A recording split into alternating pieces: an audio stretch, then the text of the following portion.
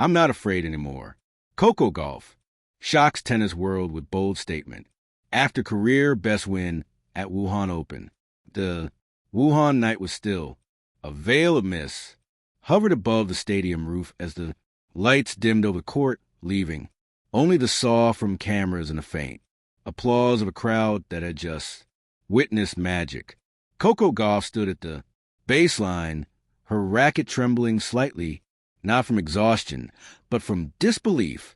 Moments earlier, she had struck the final forehand that sealed her career. Best win, a victory not just over an opponent, but over something much deeper, fear, when a chair umpire called game, set, match golf. The 21-year-old didn't leap into celebration. She didn't fall to her knees or scream. Instead, she placed her hand over her heart and closed her eyes.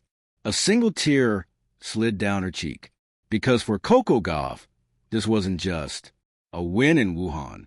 It was liberation, the weight of expectations.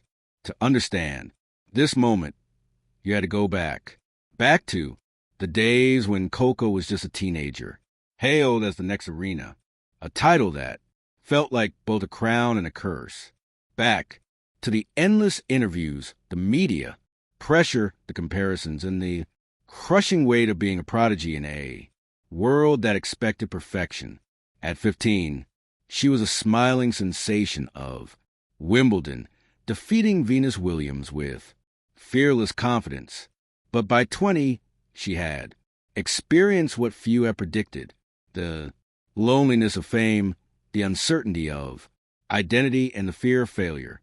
In one candid interview last year, Coco admitted, "Sometimes I feel like I'm playing not for me, but for everyone else's expectations." The world saw her power and poise, but not the night she questioned herself in empty hotel rooms, wondering if she truly belonged among the greats. Wuhan, the turning point, the 2025 Wuhan Open, was supposed to be just another tournament, but fate, as it often does in sports, had other plans. From a very first round, Gauff's focus was razor sharp. She wasn't just playing her opponents, she was playing the shadows of her own doubts. Each serve carried statement, each rally of reclamation. In the quarterfinals, she faced a relentless top seed who had beaten her in straight sets just months earlier. But this time, something was different. Coco didn't flinch. She didn't overthink. Her shots flowed like rhythm, her eyes locked in determination. By the time she reached the final, her confidence had transformed from quiet belief to blazing fire. The Wuhan crowd, usually polite, reserved, rose to their feet with every point she won. Children waved American flags. Chinese fans chanted her name in unison. Coco smiled between points, breathing an energy that once made her nervous. When she finally triumphed in 3 sets, her emotions broke free.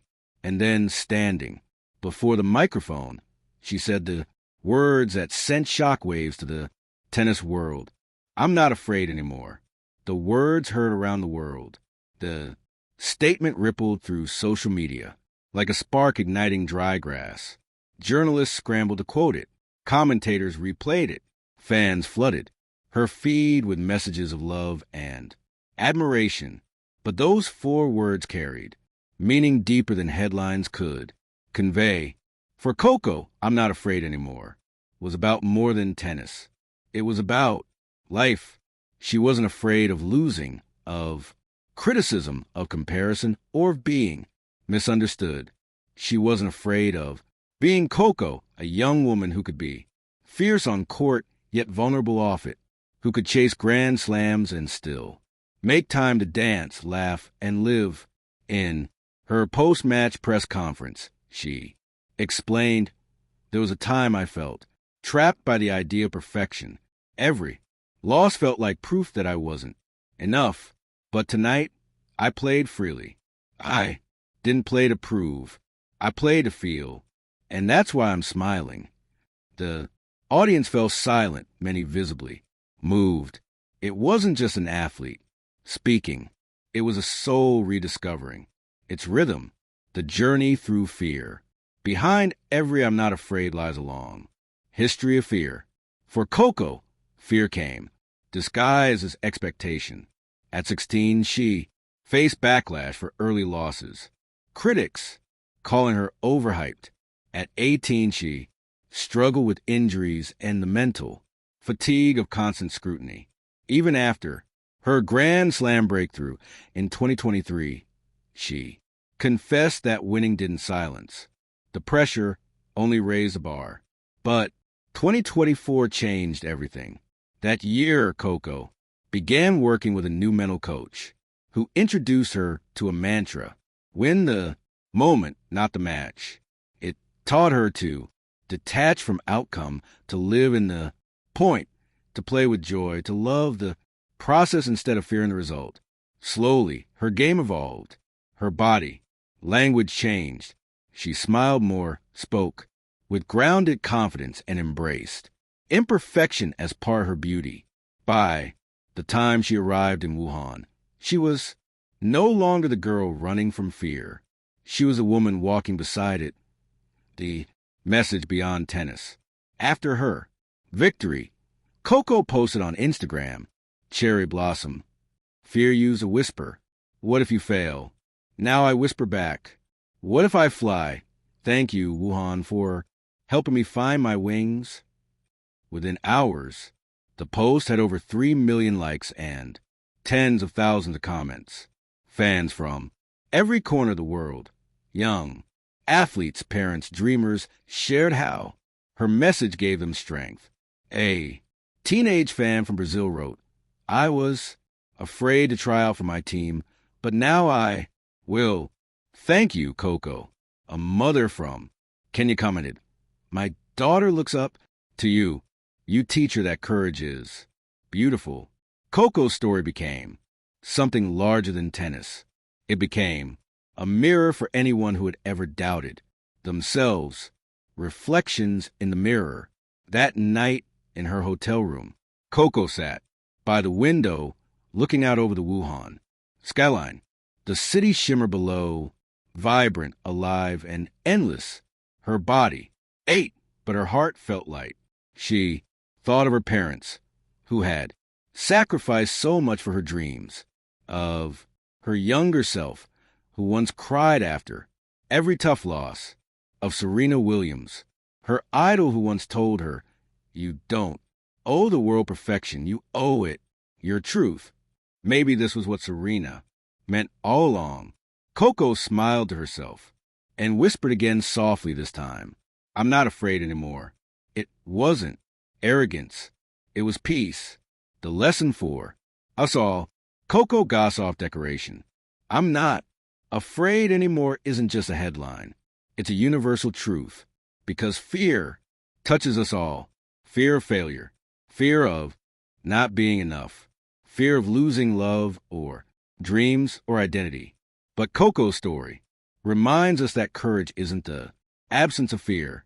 It's a decision to move forward with it.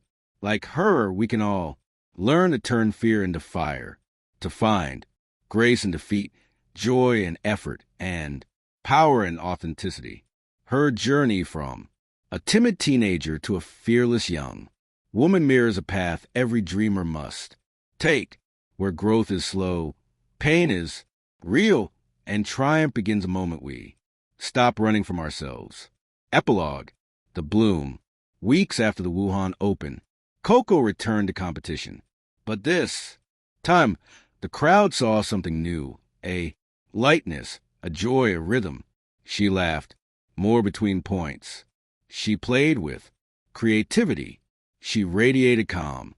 And though she didn't win every match, she won something more lasting. The hearts of millions who saw in her not perfection, but truth, as one fans. Handmade banner read during her next tournament, "Play free, Coco. The world's already proud." And perhaps That's the beauty of blooming. Real growth doesn't come from avoiding storms, but from learning to dance in rain. Cherry blossom, thank you for watching. Please don't forget to hit the subscribe button, like, and share. Till next